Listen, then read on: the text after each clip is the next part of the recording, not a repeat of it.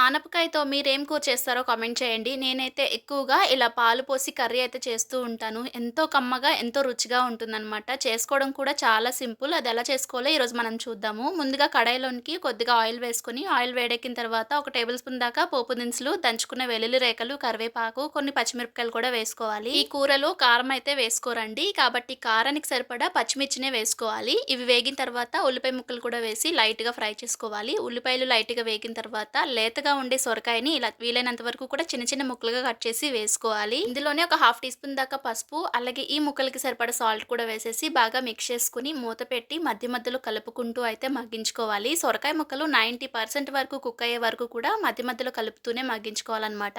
చక్కగా ఇలా అయితే సొరకాయ ముక్కలు మగ్గిపోయిన తర్వాత ఇందులో ఒక 2 కప్పుల వరకు పాలనైతే యాడ్ చేస్తున్నాను. పచ్చి పాలైనా యాడ్ చేసుకోవచ్చు, మరగబెట్టుకున్న పాలైనా వేసుకోవచ్చండి. ఇప్పుడు అంతా కూడా బాగా కలిపేసుకుని ఒక 5 నిమిషాల పాటు కొంచెం దగ్గర పడే వరకు ఉడికించుకుంటే సరిపోతుందనమాట.